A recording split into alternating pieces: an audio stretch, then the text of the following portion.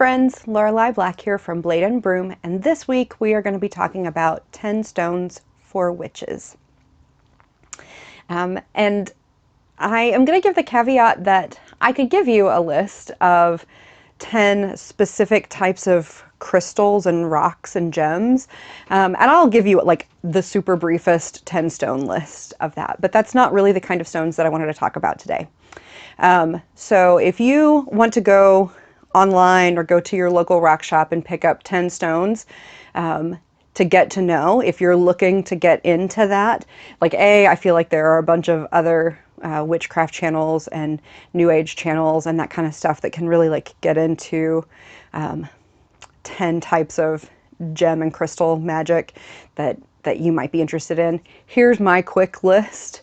If that's what you came for, I would get amethyst, citrine, clear quartz, hematite, carnelian, amber, jet, aventurine, black lava, and bloodstone. And with those, I think you have a great entryway into like a broad range of the basics being covered. So, and here's even my quick reference sheet for what those things would cover for you for your quick go-to crystal and gem magic bag. So if you're looking for how to get into that part of your studies and you just haven't gotten started yet, those are my first 10 that I would dive into. Those are sort of like my 10 closest rock friends. However, the 10 witch stones that I wanted to talk about today that I think might be of more interest and don't get nearly enough coverage in the witchcraft community are the 10 witch stones that have more sort of traditional witchcraft application and are not so commonly talked about within, for instance, New Age spirituality. Not that New Age spirituality is a bad thing, like I'm not saying that, I'm just saying that crystal and gem magic of that type gets a lot of coverage and these 10 witch stones don't. So let's talk about them. Okay, so the first three are actually together as a set, and that is a simple set of casting stones. And this would be a stone that you use for yes, a stone that you use for no, and a stone that you use as an indicator. For me, because I always sort of fall back to the three classic witch colors or the Celtic sacred colors of red, black, and white. For me, the black is the no, the white is the yes, and the red is the indicator. Now, within my particular witchcraft tradition, we work with black and white as the two sort of faces of the witch's goddess, and red as that primary color of the witch's god. And there's a lot of symbolism around that, and we'll be talking more about that. You know, if you follow this channel, you'll see more and more about that as we go along, but there's just a lot into that. You can use really whatever colors you like, but something to indicate yes, something to indicate no, and then a stone that would mark the two. And this can be just something that you keep in your pockets all the time, something that you keep in your purse or your backpack or whatever it is that you're lugging around with you. They're best if you keep them on your body. So some people actually incorporate these into jewelry. I had a friend, a coven mate actually, several years ago who used beads that he had incorporated into jewelry pieces, and they were on a piece that he could just unlatch from a necklace and then take them off and cast them when he needed to. So that's one concept that you could do, or from a bracelet or something like that. Or you could wear them in a putsy bag around your neck, or something that you carried, like I said, in a pocket. Anything like that would work. So certainly casting stones.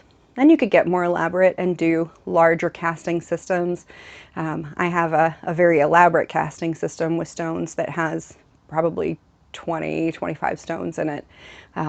But I started with 3, and I still very often go back to 3. And in the stone bowl video, you'll see that it has 3 stones, red, black, and white, at its heart. Sometimes it's helpful just to pull those 3 stones out and use them. They can be very informative just by themselves, and they're a way to connect with the deities of your craft, whether that's the witch mother and her two faces of the white goddess and the black goddess, or the witch father. So there you go. Another important witchcraft stone is the Hagstone, or the holy stone. And this is a stone that is usually found near water, because often those holy stones or those hagstones, the hole that has been made in them has been made because of the action of water. So it is said that they're better to be found than to be purchased. Even though you'll find a lot that are for sale online, it is best if you go to a place near, for instance, a creek bed or a river, or a lake or someplace like that, and find one for yourself as opposed to buying them from a seller online. That's the folklore behind them. And they are very much associated with women's magic, and with the power of the witch's goddess, because that hole, yeah, I don't need to draw it out for you, you guys get it. Yeah, it's the sacred hole of creation, right? So, and it's also very much tied to, then it's very much tied to fairy lore, and being able to see through to fairy realms through that hole, and all kinds of stuff, being able to see into the other worlds. It becomes a portal stone. There's a lot of magic and a lot of folklore that's tied to the Hagstone. And there are great big giant Hagstones that are upright in fields, for instance. You'll see across the British landscape and that type of thing. So they're super cool. You'll find them as charms tied together and sort of dangling almost like a wind chime, but obviously they're not trying to chime, but and they're very protective, and they're very generative, and they're magic. So there's lots and lots of lore around the Hagstone. A very, very witchy stone. So then another type of stone, and this one can actually be natural or it can be man-made, is the Keekstone, or a seer's stone. And keek just means seeing. It's sort of I think it's a Scottish word for seers, for seeing or the sight. But the Keekstone is a dark, or sometimes very light colored stone that has sort of a reflective quality to it. So obsidian works well for this, but very polished obsidian. And there are other stones that can be used for this. So there are a couple of stones that are specifically referred to as wizard seeing stones, or picture stones, or window stones, that will often have like a side sliced off of them that you can find in rock shops, and you can kind of see into them. You'll often find them in little bitty varieties, but sometimes in bigger ones, and those can be used as keekstones. But you can also make a keekstone by virtue of taking, for instance, a picture frame with the glass still in it, and then removing the glass, painting the backside black, like with a black enamel, and then maybe covering it with black fabric in addition, just to make sure that it's entirely opaque, but it gives it a very glossy finish, and then putting it back into the frame, and then setting it upright, and you can use that as a scrying glass or as a keekstone. Or better yet, if you can get a clock face, so it has that nice convex, I always forget which one's which. So normally it bubbles out toward you when you're looking at it, but if you take it and just flip it around, you paint that bubbled outside black, and then do the same thing where you cover it, and then flip it around, so that it's now facing in and you're looking into sort of this dark well. And you can either put it back into a frame if it had a frame around it, or if you got one of those sort of old antique picture frames that had that bubbled glass, it works really well for that. Or you can put it into a lined box and open up the box to be able to look into your seeing stone. And that's not only a neat project, but also a very traditional sort of way to engage in the art of seership. Hi friends, I just wanted to take a hot second to say that I am really glad you're here and watching, whether you have just found the channel or you've been watching since the beginning. Thank you so much. And I also wanted to let you know that if you are enjoying this fantastic witchy content, to do that YouTube thing where you subscribe and click the bell. I'm really disoriented, so I don't know which side it's on, but wherever it is, click it, so that you don't miss any of the upcoming content. And also to interact with me and let me know what kind of stuff you'd like to see. I have lots of ideas and I will ramble on about the things that I'm really interested in, but I would also like to know what kind of stuff you'd like to see coming out. Also, I do a ton of witchy things outside of YouTube. Books, events, printable grimoire pages, writing, online classes coming soon, including the Red Thread Academy of Witchcraft, which is going to be a way to study with me and with my witchcraft tradition no matter where you live. So if you're interested in checking those things out, my link tree is down in the description box below, and it is a way for you to hook up and connect with me through all the things. All right, back to content, Laurelei.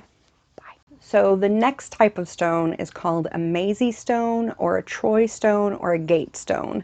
And as far as what kind of name it's used, it really just sort of depends on the tradition or the location.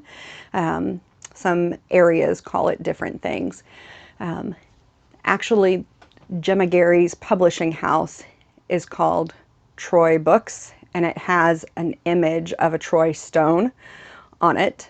But it's the maisy stone, it's the same thing. And so what you have with a Troy stone or a maisy stone or a gate stone, and this stone is often found at the gate of the compass, is a stone on which a maze has been etched.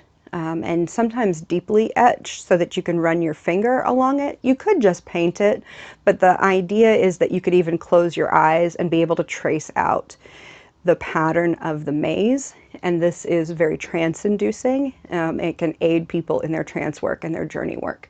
So it ends up being a gateway to other realms, which is why it's placed symbolically at the gate of the compass. And you could have one that would be used for your entire coven group if you work with a group, that would be then placed for the group there at the gate. And you could also have one that's just yours that you use personally when you're doing that type of work. Oath stones are another witch's stone that has a very long and interesting history, and one that we see not just within witchcraft practice, but that is throughout other types of cultural practice as well. So oath stones in Celtic countries are actually used in coronations and in wedding ceremonies, and you'll see those still in contemporary wedding ceremonies, for instance. And in many witchcraft traditions, you'll see vows within the tradition, oaths within the tradition being taken upon an oath stone.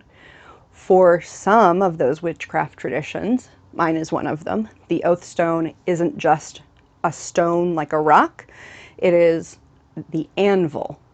And the reason that it is an anvil is because the earliest anvils were not very dense, hard pieces of metal like iron, cast iron on which you beat out new pieces of metal that are being made into metal implements, but they're very dense pieces of flat rock that were used for that.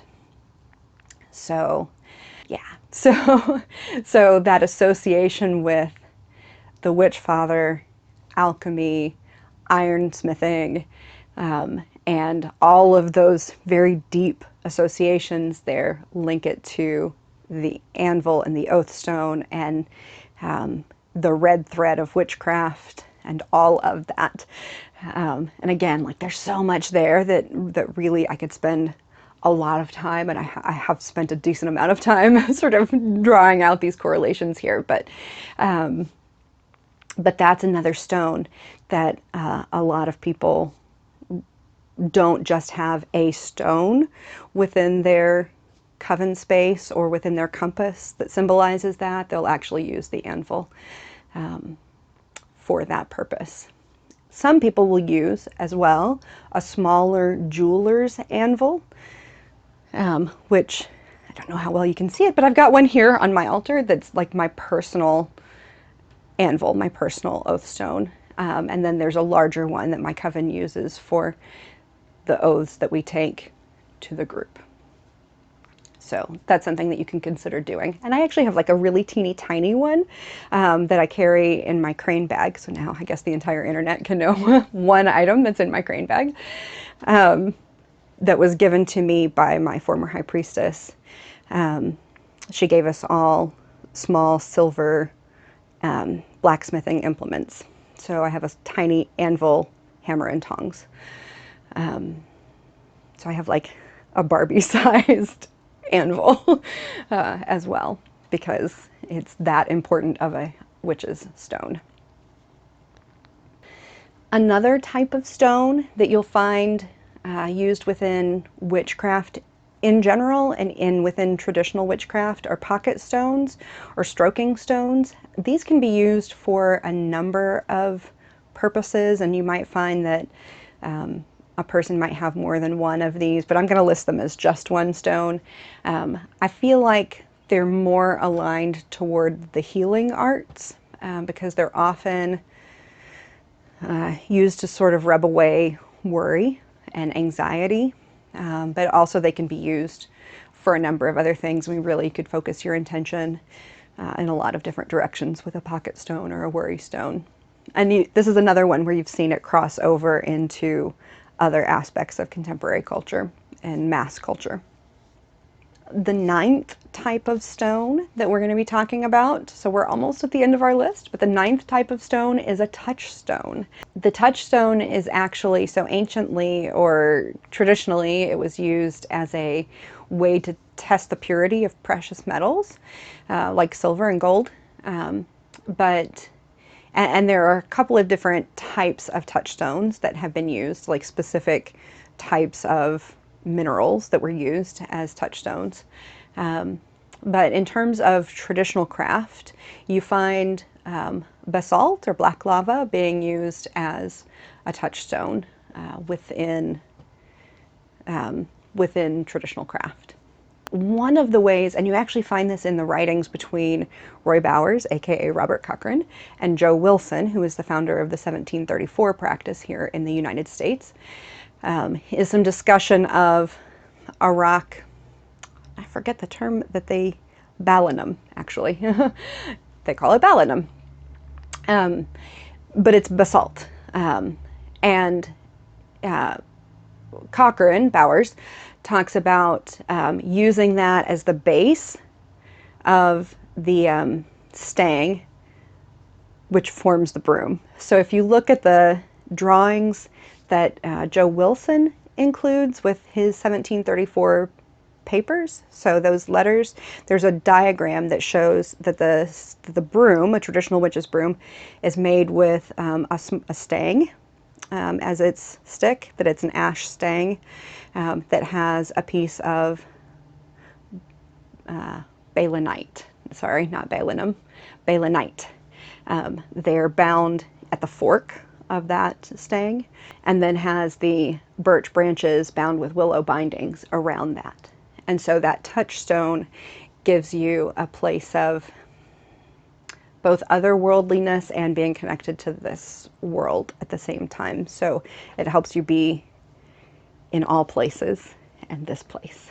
And there's more to it, but that's all we're going to go into for this video. So the touchstone is another really good one. Okay, so the 10th stone of witchcraft that I'm going to mention is the whetstone. And within traditional witchcraft, you're going to find whetstones on more traditional witchcraft altars than you will find pentacles or pentagrams. So they can be used to sharpen knives. And again, if you think back about our list, with the touchstone, the whetstone, and the oathstone being the anvil, there's a lot that connects us to knives, blades, and blacksmithing because of our connection to the Witch Father as that forge god, as one of his guises, right? that whetstone then is often, can be, we see it carved very cunningly with like a man's face. So that is a more common concept than necessarily using the pentagram or the pentacle, which has a little bit less relevance to many trad crafters. For what it's worth, just putting that out there. So if this has been of interest to you, if you're wanting to know a little bit more or wanting to just sort of add this information to your Book of Shadows collection, I would like to let you know that I have a page on these 10 stones in my Practical Craft Book of Shadows pages on my Etsy shop. And then I have some more information on the anvil oath stone, and then just more practical crafting stuff. So that's there. It's in my link tree. Feel free to look if that's something that interests you. But otherwise, I would like to know what stones you're working with, if there are other types of witchcraft stones, or if you're working with these, what kinds of things you're doing with them that maybe I didn't mention. So let's have a conversation about that down below and help each other out and advance our craft. And I will see you guys here next Monday at noon. Bye, friends.